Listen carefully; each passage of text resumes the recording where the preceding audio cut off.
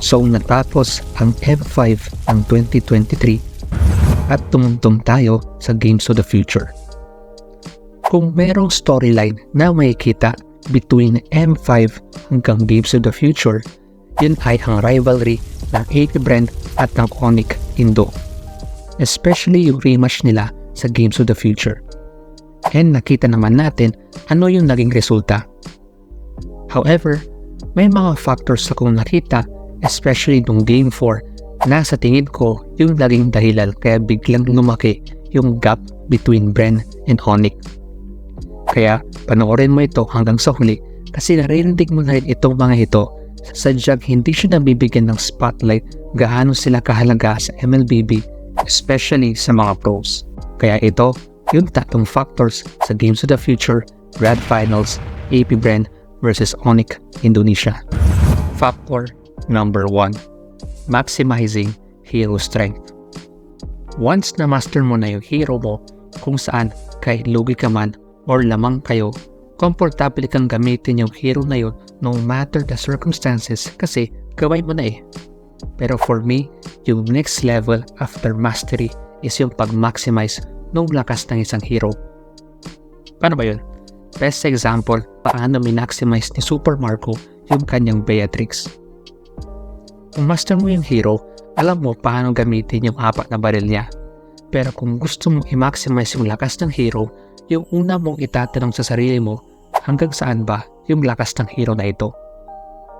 Kung na-master mo na magluto ng adobo, ang next na tanong mo, paano lalawak yung kalaman ko sa adobo like may adobong pinya or adobong baboy? Gets mo? Dito, typical my lord dance. And kailangan ang marksman para mabilis makill yung lord. Typical na yan kung master mo yung hero. Pero for Super Marco, mas pinalawak niya pa yung lakas ng hero na instead tumulong sa objectives, nag-attempt siyang mag-pick off which though hindi masyadong pinakita pero nagkasalubong yung Beatrix at Tilia. And knowing Super Marco, hindi siya nagdalawang isip na i-burst yung hero. Though kahit mabilis yung instincts ni Sans na mag-black shoes, yung ganyan na distance, easy kill sa Beatrix. And yung kill na yun, yung naging go signal para madaling makuha ng BREN yung Lord. Isipin mo kapag hindi ginawa ni Super Marco yun, baka tumagal pa sila sa teamfight. Pero dahil minaximize niya yung hero, nakagawa siya ng paraan para makakuha ng advantage and mahirap gawin yun lalo kung magaling yung kalaban. Pero na-pull off yun ni Super Marco. Factor number 2. Macro Mastery. Kung matagal ka nang nakasubaybay sa channel ko, nasabi ko na anything about sa mapa, macro yun. And in this scenario, Lord Dance 5v4 in favor sa ONIC. So dito pala in terms of pagkuha sa Lord, macro advantage yun sa ONIC. Pero dahil master ng BREN yung macro objectives, alam nila na hindi nila makukuha yung Lord. Pero magtataka ka, bakit nakatambay pa rin sila despite knowing na lugi sila? May dalawa akong speculations. Is either nagbabuy time sila para kay Kyle TZ or ginagawa nila yung dapat na ginagawa kapag may Lord objective. Hero muna, bago Lord. Kaya kung titingnan mo, pumapalag sila pero making sure hindi sila mapipitas. And then once may nag-body block, easy opportunity ng mga damage dealers ng BREN na i-take down yung heroes ng ONIC. Though muntik na lang ma-steal yung Lord, pero by following the concept of hero muna, bago Lord, hindi ma-maximize ng ONIC yung Lord kasi kulang sila if ever nag-spawn yung Lord. Kaya may times, naririnig mo sa mga casters, sayang yung Lord or hindi magamit yung Lord, especially kung may napipitas sa team na nakakuha ng Lord. Which makes sense kasi dito, confident ang BREN na kaya nilang salubungin yung Lord kasi 3 heroes lang yung buhay sa ONIC.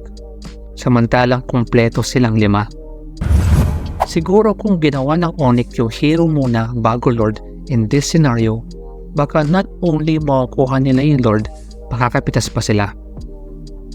Check mo itong video na ito, nagbigay ako ng magandang analogy bakit sobrang game-changing yung hero muna bago Lord, especially sa Lord Dance. na nakakatulong para mabilis mong ma-secure yung mga ganitong objectives.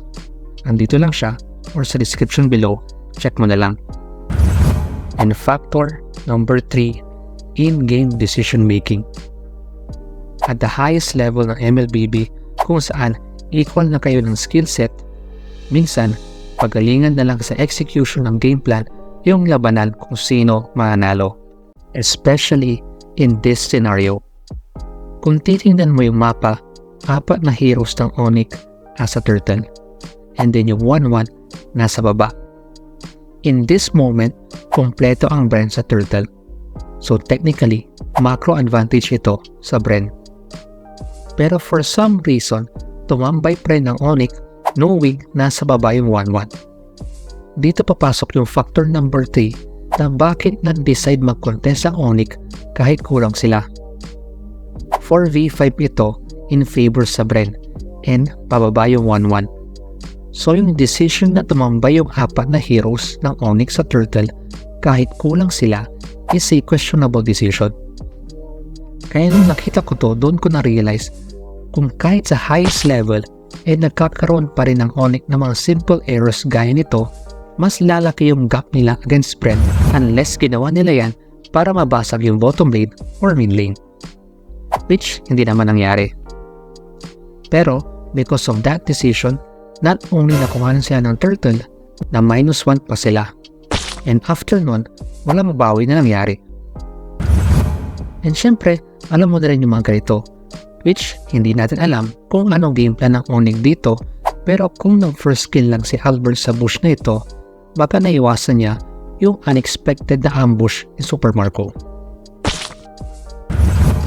Diba? Minsan, hindi yung kakulangan sa micro, macro, or now draft ka yung magiging dahilan kaya natatalo ang isang team. Minsan, yung mga maling desisyon lang talaga yung nagdadala sa atin sa kapahamakan. So, ako analysis, marami pang mga moments and factors sa ONIC versus AP BREN, pero itong tatlo yung nakikita kong naging crucial paano nakaangat ang AP BREN at saan nagkulang ang ONIC. Comment your thoughts below. Pakinggan natin yung mga yan. Thank you. Oumaplays. Let's go.